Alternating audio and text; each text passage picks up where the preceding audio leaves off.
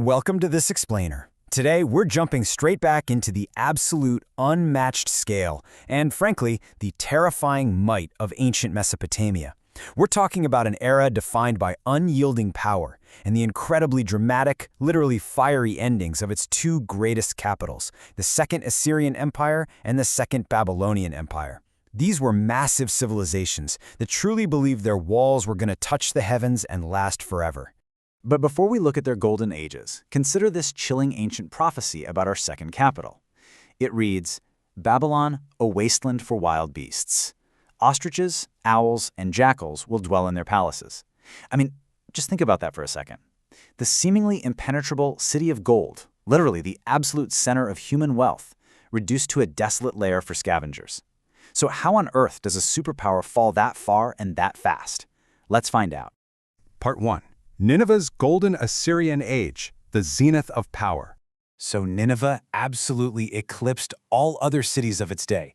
Under the rule of infamous kings like Sennacherib and later Ashurbanipal, it transformed from just a restricted town into this massive, sprawling urban center that supposedly shone like the sun. It became the epicenter of an empire totally unmatched in wealth and absolute terrifying military authority. We're talking about tribute flowing in from literally every corner of the known world. And with all that wealth came staggering arrogance. When Sennacherib built his glorious palace, he actually inscribed a curse to protect it. He wrote, "Woe to whoever discards this command. May Ashur and Ishtar strip his scepter and break his weapons." He was literally calling down the wrath of the gods to smash anyone who dared to alter his legacy. These Assyrian kings didn't just rule. They fully believed their power was divine and completely untouchable. Part 2. The fiery fall of Nineveh, from palaces to ashes. The reality of Nineveh's ultimate fate is pretty jarring. On one hand, you had a city of deep luxury and indulgence where the elite gave themselves over entirely to a life of ease. And on the other hand, well, absolute ruin.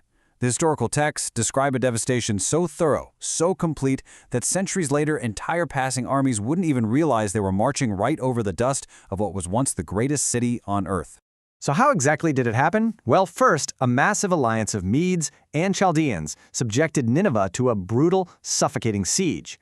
Second, when those massive walls finally gave way, the desperate Assyrian king realized all was totally lost.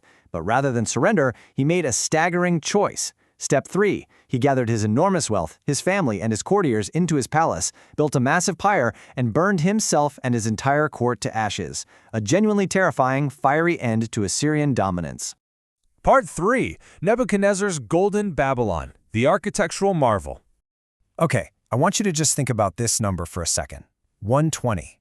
Ancient historians like Herodotus documented the outer walls of Nebuchadnezzar's Babylon, and they consistently use this exact number to describe the length of just one side of his great fortress.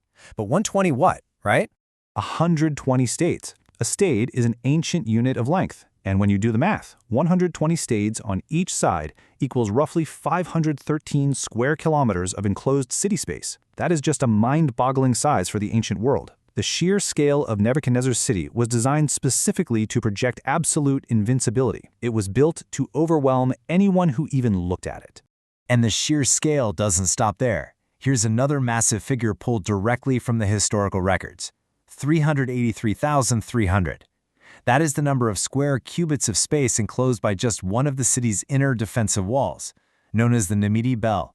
So Babylon wasn't just a city. It was a sprawling, multi-layered fortress made of baked brick and bronze. Inside those massive walls was pure architectural genius. The Great Tower of Borsippa, which Nebuchadnezzar beautifully restored, was a breathtaking seven-tiered ziggurat. And notice how each tier actually represented a celestial body painted in very specific colors. You had black for Saturn, white for Venus, purple for Jupiter, blue for Mercury, red for Mars, silver for the Moon, and gold for the Sun. It was literally an attempt to pull the cosmos down to Earth and cement Babylon as the absolute center of the universe. As you might guess, Nebuchadnezzar was incredibly proud of this whole shebang. On the foundational cylinders, he left this boast: "I completed its magnificence, the sanctuary of the majesty of the great god Marduk." I think this perfectly captures the unyielding pride of Babylon right before its historical collapse. They truly thought they had engineered a city that time and enemies could never, ever touch. Part 4. Cyrus and the Sudden End, the Breached Riverbed. But Babylon had a fatal flaw in its design. You have these impenetrable 100 stadia stone and brick walls that absolutely no army could smash through. But the Euphrates River flowed directly under those walls and right through the center of the city. The Persian conqueror Cyrus realized a terrifyingly simple truth. You really don't need to break a wall if you can just walk right beneath it. Here is the shocking sequence of events. Step 1. Cyrus arrives outside the impregnable walls. Inside, the Babylonians are completely unbothered. They're actually celebrating a massive Chaldean festival, totally drunk on their own perceived safety. Step 2. While they party, Cyrus's engineers upstream divert the mighty Euphrates River into massive trenches. Step 3. The riverbed is exposed, and Cyrus's army silently wades right into the city, directly under the water gates. Just like that, Babylon, the greatest fortress on earth, fell in a single night without even a massive battle. And so they became a legacy of dust and memory. Despite all the terrifying curses of Sennacherib, and despite Nebuchadnezzar's 120-state walls and his 7-tiered towers of gold and silver, these vast empires eventually became nothing more than just hills of dirt. For centuries, people walked right over these mounds, completely unaware that underneath lay the remnants of the absolute greatest powers the ancient world had ever seen.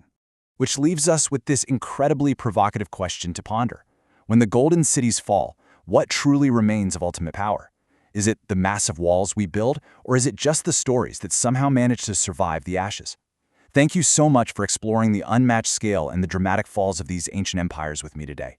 Keep learning, keep questioning, and I'll catch you next time.